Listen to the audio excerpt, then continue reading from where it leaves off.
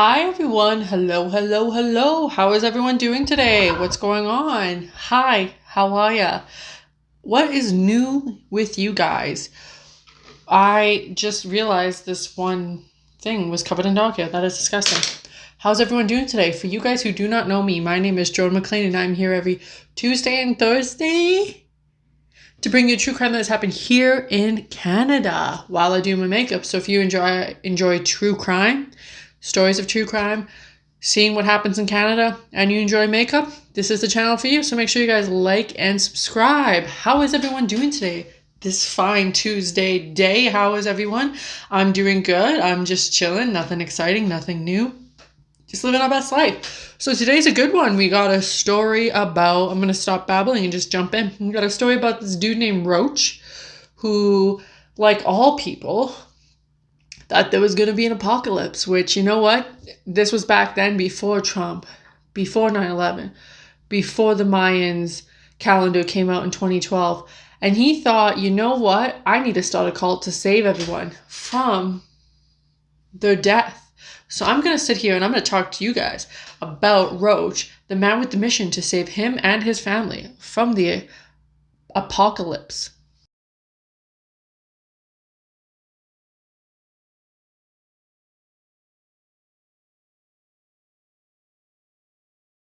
So let's just jump right into this story of Roach, the man with a mission to save him and his family from the upcoming apocalypse, which you never know when an upcoming apocalypse is going to happen. You never know, right?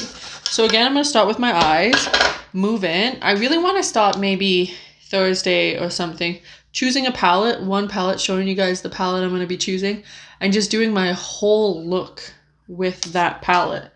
You know, this is still eye primer I use. I got it at BoxyCharm, and it is Vaseline to the eye. Very nice. It just feels like you just put a shit ton of Vaseline on your eye. This is it. Not great. Wouldn't recommend. 5 out of 10. So let's get into it.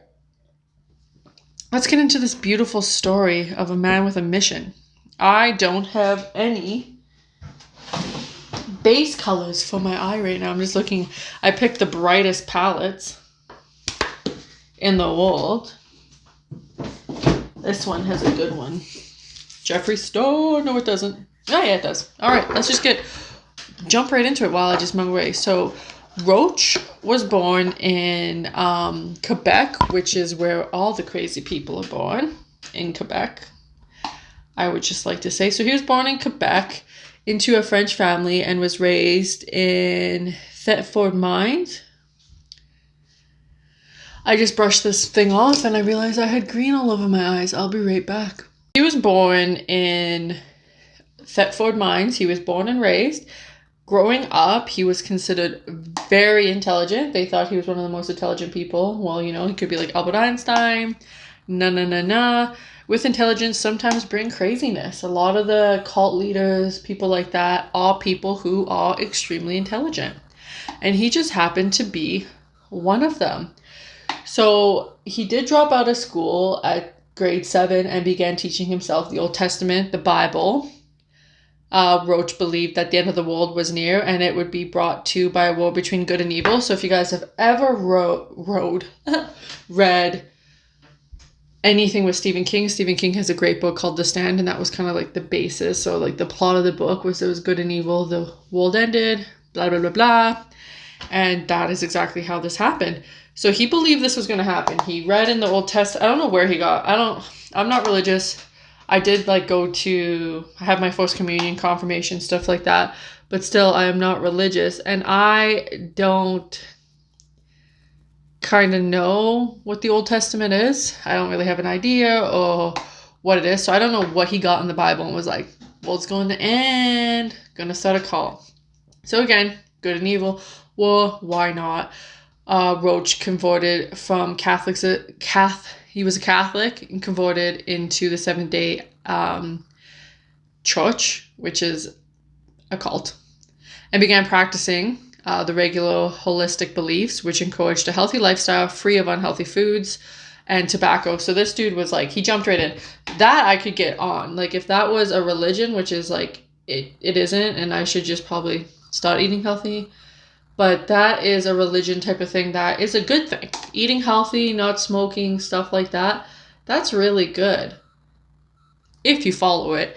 If you're like him and you're just kind of, you know, a crazy dude who is going to kill a bunch of people, it's not that great. During the mid 1970s, which is like, I know in the States that was a really bad time just because, you know, well, it was more like the 60s, but going into the 70s, it was a really bad time just because, you know, religion, different races were kind of coming out. Everyone was coming out of the Vietnam War. Not everyone was happy, and they were kind of trying, no one knew really what was going to happen in the life. So a lot of people were very vulnerable at that time. And this is what Roach took advantage of. He said, people are vulnerable, people are going to listen, and they need something to believe in. So why not believe in this crazy motherfucker who thinks the world's going to end? Why not? Right? So that's what he did. He instantly, I don't like what that is. And then I ruin everything on my face. Oh, I'm going to get this off. Why is it so sticky? This guy was like, you know what? No one really knows what's going on. People are vulnerable. People need someone to believe in. So they're going to believe in me. So he took his charismatic ass out into the streets and convinced a group of people to leave their jobs and was like, you guys know what's going to happen here? I do. The world's going to end. So I need you guys to follow me. And you know what? They did. Just because, like I said, no one knew what else to do.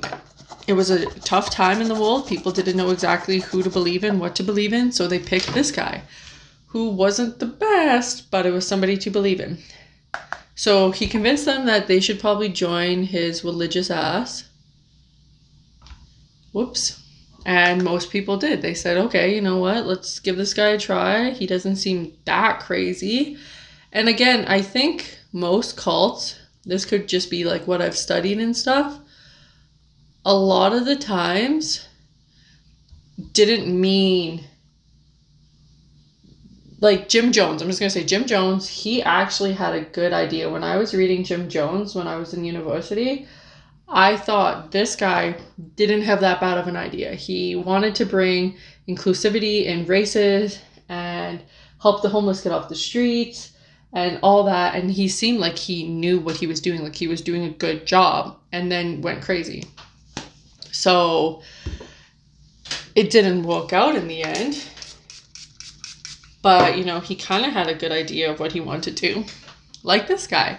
So yeah, he got the people to quit their jobs. He formed a cult in 1977 in Ste. Marie, Quebec, with the goal for the form of the commute were people to come freely. They could freely listen to him, do his motivational speech, live in unity and equality, which a lot of cults do, which is great, and be free of sin. So, you know, just join my cult and you'll go to heaven kind of thing, which is very appealing for most people, right? If you think this guy is the next Jesus, you kind of want to like get on his good side so that you don't go to hell. I would do that. I think there's been, you know, like, I've been depressed. I felt like I had nothing to live for. I think if some crazy person approached me at that time in my life, I might believe them. That's just how it kind of works. You find people at the most vulnerable, you sucker them in, they give you all your money, and you kind of like, heh. You run away with it. You guys might be thinking, what is she doing with her eyes? I don't know. I might look cool. I'm going to try something, get something going, and we'll see. It's a process, and I'm glad that we're doing this together. So again, yeah, he got all these people to, you know, quit their jobs, do whatever he wanted, and he's thinking to himself that he's got it made. So free of sin, his probation of the group remained in contact with their families and with the Seventh-day Advent Church, as they were against his cult. So they kind of said to them, like, you want to join my cult? Unfortunately, you're not going to be able to talk to your family. And that's just how the cookie crumbles. And you know what? A lot of people are willing to cut off their family members to join a cult because they believe what the cult is giving them is what they need at that time. I cannot find the brush I'm looking for.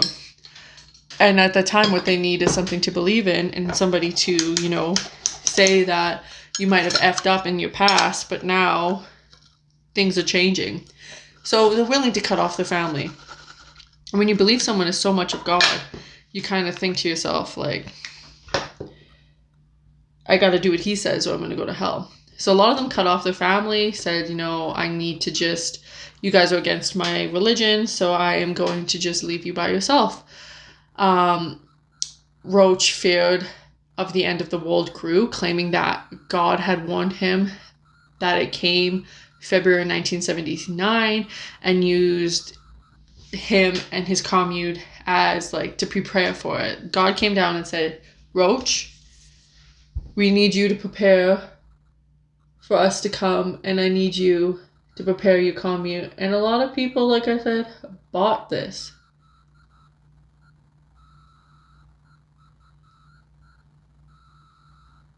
They said, yeah, this guy is right. He's Jesus. He's having God come down and say this to him. He must be the right guy. The other thing I want to ask is if you're religious in any type of way, because there's the Lord, the Savior, and the ghost or whatever there is, what is the difference? And I went to all these crazy camps and stuff, and I still don't know what the difference is. The Lord, the Holy Ghost, Jesus, and the Dad. I don't know the difference. Till this day, I need to know. So somebody who's religious that watches this, comment down below and let me know what's the difference between the three, because I don't know. Just like every other cult that's ever been out there, a lot of weird things started kicking in for them. Like, everybody seems happy-go-lucky, everything sounds good. I just hit my thing. Everyone's loving life, they think everything's going peachy keen, and then things go crazy. So people started getting kicked out over weird stuff. So people started getting kicked out because they were contacting their families who didn't believe in the same thing that was happening in the cult. So they said, I would prefer it if you would just, you know, part ways with the cult than actually stick around. Roach forbade the followers to contact their families, like I said, against any type of rules from the cult, developed a drinking problem. So again, like every good leader, it all comes down. So same with Jim Jones. I'll go back to him. Jim Jones, his main purpose was like great. He had a great idea. He wanted people to really be following him. He wanted people to think of inclusiveness. He wanted all that. And I, for one, thought it was a great idea. And then he started getting into drugs. And he started getting high all the time, all that fun stuff. And if you ever watch anything on Jim Jones, you know one of the reasons why he always wears those glasses is because he was always so high and his eyes were always so bloodshot red, is why he always wore sunglasses, which was kind of interesting. But again, he had such a good idea at the beginning. He was helping so many people, and then he murdered them all, which is like almost any dictatorship if you think about it. They get in because, you know, it's a vulnerable time. Hitler and, you know, the falling of Germany, they needed change, and who else than some crazy dude who thinks Jews are bad. He's the guy that's going to get us out of this fucking hellhole, and then instead he just murders everyone, you know? That's just how all that stuff happens, and it happened here. They didn't realize what was happening. So he started having a drinking problem, and rules from followers became stricter and stricter. He was really getting in there, like, you guys really have to follow what I'm saying. I'm Jesus, I'm whatever. If you guys think I'm not, sayonara, you're kicked out of the group, which, like, to the people who were kicked out, good for you guys. You guys got kicked out right at the right time. When this guy was losing his mind, that's when you got kicked out, and you're still alive? Good for you. So they started getting stricter and stricter, up until the point where members were restricted from speaking to each other without Roach being present. So he really didn't want his members to become like out of pocket, kind of mutiny his ass. So he's like, you cannot be spoken, you cannot speak until I tell you you can speak. And only the people I can say can speak are probably like the people who don't think he's going crazy, and you can only speak in front of me because I want to hear everything you're saying, and I want to make sure that no one's going against me. The name The Anthill Kids came along, and that's how everyone knew and loved these people. I don't think love is the proper word, but that's just how everyone knew these individuals. Was everyone started calling them the Anthill Kids, which is just because where they were on a hill, and, you know, one follower, one leader, one whatever. So that's why everyone started calling them the Anthill Kids. So Anthills started making their living by selling baked goods. However, apart from the baked goods, life was a secret nightmare. So they'd come to town, sell their shit, go back to hell.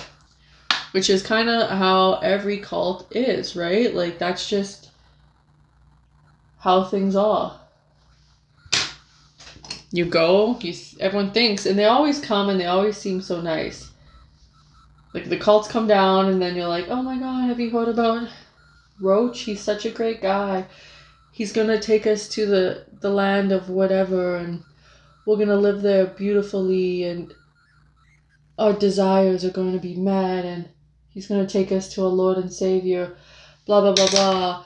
And then you actually like get into it, and everyone's dying and everyone's crazy, and people are like, the fuck is going on here, right? So they started selling baked goods, but again, life was a nightmare. Roach started spying on his followers. Like, he really didn't trust. He started getting paranoid. He started doing drugs. He was an alcoholic. He was like, these people are out to get me. So he started spying on his followers, and when they seemed not devoted enough, he would punish them. If a person wished to leave his little area, Roach would become enraged. He would hit them with belts or hammers. He would suspend them from the ceiling. He would pluck each of their hairs off their body individually, or he would defecate on them. So this guy's fucked up, if you ask me. Like, being defecated on? Get out of here. I'm not with that.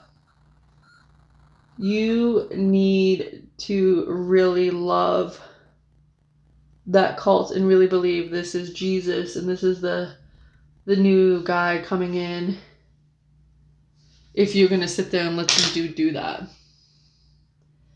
Because if that was me and this guy started like suspending me, or I even saw that, I'd be like, hey, you know what? We need to get this out of here. This is not for me anymore. So he was like, you're not gonna leave, but I am gonna make your life a living hell. Just because he was paranoid, and he thought that, at this point to me, he thought there was nothing else he could do. This is it. He's losing his followers, and he needs to have as much control as possible. I can't find my eyeliner. 1978, he moved his little commune to a hiking hill, and they kind of started living there. It was on a mountainside. He called it Internal Mountain because he's crazy. All that fun stuff. You know how they are. They like to give things little names, and then they just go nuts. So he called it Internal Mountain. He was living his best life up there. It was in St. Goas? I don't know how to pronounce that. Where he claimed they could all be saved. So this is it. This is the area. This is where we're going to go. We're all going to drink the potion. We're all going to be saved by baby Jesus. We're going to live our best lives together on this island. And then I realized I didn't bring a beauty blender. Where the community started building their town. Oh my god, I just squirted this foundation and it just squirted all over my wall. I can't believe that just happened. I'll clean that up later, and I'll put in a little export of what that looked like on my wall right now. That was ridiculous. So, I'm also using the Maybelline 30-hour stay foundation. It's not 30 hours and it doesn't stay, just so you guys know. So this is where he built his little town. He thought this was a great place, la da da da. And this is kind of where he started getting his name, the Anthill people, because he would look down on them and he was like, they look like little worker ants and I'm like the queen and they're just working for me. So that's where he got the name. And that's kind of where everyone got the name from. So, naming the group the Anthill Kids, which is kind of, you know, how cool. Not the name I was going for. I wouldn't want, but whatever. On February 1979, when the apocalypse did not occur, people started questioning Roach's wisdom, but he defended himself, saying that time on Earth and in God's world were not parallel. So even though it says right now that it's supposed to be February 29th, and this is when the apocalypse is going to happen, I need to figure out a lie here. So my communes, or the people who think that I'm Jesus, do not stop thinking I'm Jesus. So he had to think of a big lie. He was like, oh, you know what? God doesn't actually have the same type of clock as we do, even though he invented the clock and told me it was that time, and he's the inventor of all. That's not what he meant.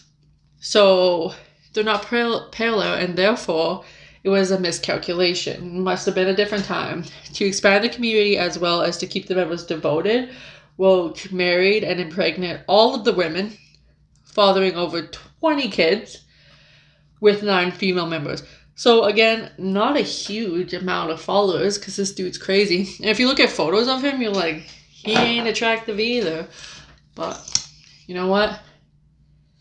If you're crazy enough to follow a dude that's going to call you anthill and then just stop making up lies like, oh, I'm an alcoholic, I'm going to shit on you, nah, you're probably going to marry him and be like, oh, I feel bad for the first bitch because she was probably like, oh, he loves me. And then he's like, I'm marrying all you fools. And she's like, So he's just raw dogging community right now. And he had 20 kids. So he's trying to keep that population up, keep it going. By the 1920s, there were nearly 40 members. So, you know, he's trying and people are coming. So 40 members is not bad. Followers were made to wear identical tunics and represent equality in their devotion in the community. So he was like, we're going to have a uniform so no one's, you know, dressed differently. So we all kind of look in unison. And people, you know, bought it. They're like, I would love to look like I'm in prison for the rest of my life because I'm so devoted to you. In the 1984, the group relocated to Quebec to a new site near Bonnet River, Ontario, and Hamilton in the center of Ontario, now a part of a lake. Following the cult's formation, Roach began to move away from being a motivational leader as his drinking problem got worse, became like increasingly intolerant over all the lives of his followers. He was like irrational in his beliefs. He would make up lies. Members were not allowed to speak to each other. They were not, if he wasn't present, so he started following this thing again. Nor were they allowed to have sex with each other without his permission. So you had to go ask this dude if you could have sex with someone. And by the way, every woman that's in this cult is married to this dude. So you're pretty much having sex with this dude. I was looking through my drawer and stuff for things. I was like, this looks already crazy enough. How do I make it crazier? And I thought blue lip. And then I looked at my stuff and said, hey, I don't have anything that crazy. But I found a blue lip and I'm going to try it. I might look nuts, but it's the process. So again, no having sex with anyone else unless you asked him permission, which is like asking to have sex with one of his wives. So he said no. He's like, you know, that's a little weird, even though everybody here is my wife. So that never happened. Roach used his charismatic talents to cover for his increasingly abusive and erratic behavior, and none of the other members questioned his judgment because they all thought he was Jesus or openly blamed him for any physical, mental, and emotional abuse. Which, like, the minute somebody laid hands on me that I thought was Jesus, you're not Jesus anymore. I'm going to put my hands on you. Which is usually how they get you in, they make you start doing drugs, they become alcoholics, and they start beating your ass. That's usually how it happens in every cult. So Roach began to inflict punishments on his followers. And like I said, spying on them, who said they wasn't God. He started getting crazy. He belted them, hammered them, suspended from ceilings, plucked out their body hairs, which I would be pissed about it. If someone started plucking out my body hairs, I'll be pissed. Defecating on them. Anthill kids raised money for living and selling their baked goods. And he just started going off the rails. Over time, his punishments got worse. it went even as far as he started making them break their own legs. He was like, "You're not gonna obey me? Snap your leg in half." So he started making them break their own legs with sledgehammers, sit on lit stoves, shoot each other in the shoulder, eat dead mice and feces. His followers would sometimes be asked to cut off the other followers' toes with wire cutters to say that they're loyal. So he's like, "You don't believe I'm Jesus? If you actually want to stay in this cult, you must cut off your fellow guys' toes." And they were all like, "Sure, we'll definitely do that." So it just got, increasingly bad. Everyone was like, "This dude is going nuts. He's on drugs for sure." And he was, but whatever. So the abuse extended to the cult's children, who were sexually abused, held over fires, or nailed to trees, while other children threw stone on them. Which is great, right? It's like, why not? Why not keep this going? Let's make everyone here potential serial killers in the future, because we're just going to abuse them for the rest of their lives. One of Roach's wives left a newborn child outside to die in the freezing temperatures to keep him away from the abuse. So it got so bad that these women were trying to hide their kids from him because he was so abusive, and one of them died. And which is sad, because at the end of the day, she's going to be at fault because she was the mom and she did it just to keep him. Roach attempted to backtrack on the original religion's mission. Something on my face. I don't know what it is, but whatever. On the mission to the commune, began to strongly believe in purifying his followers and ridding them of their sins. I can't read. Of their sins throughout abusive behavior sessions, where the members would be completely nude as he ripped and beat them. Which is something that's like some messed up shit. It's blue.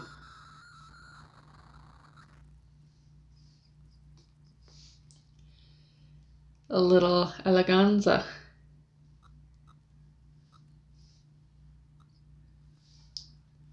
She got a blue lip. Oh.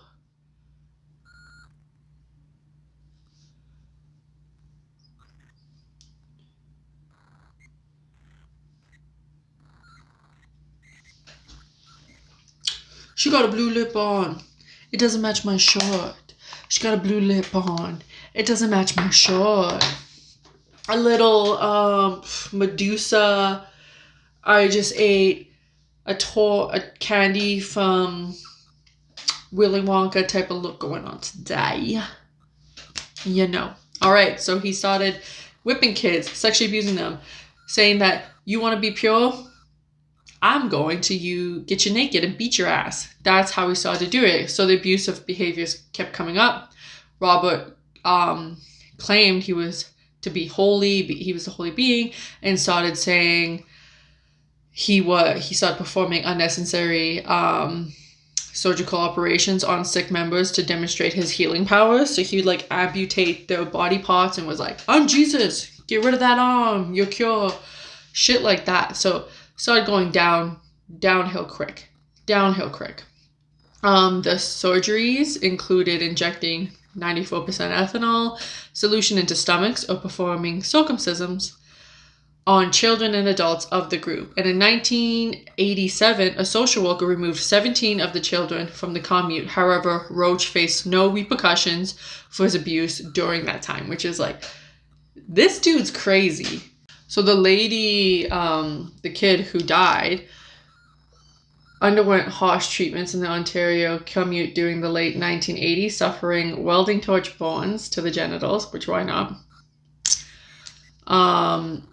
Breaking of her back, 8 of her teeth being forcibly removed, which is great. Attempted to escape from the commune after Roach cut off part of her breast and slashed her head in with a blunt side of an axe.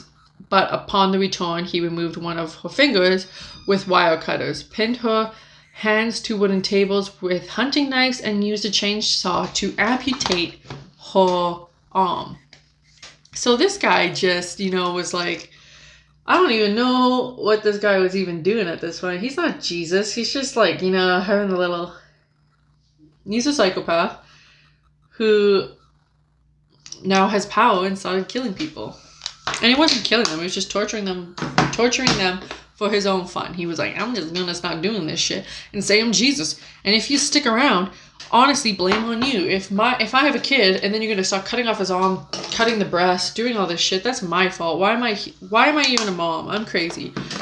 So in 1989, Roach was arrested, finally, thank God, for sexual abuse, assault of Gabrielle, who was the poor individual who had all this bad treatment in the communes in the late 1980s.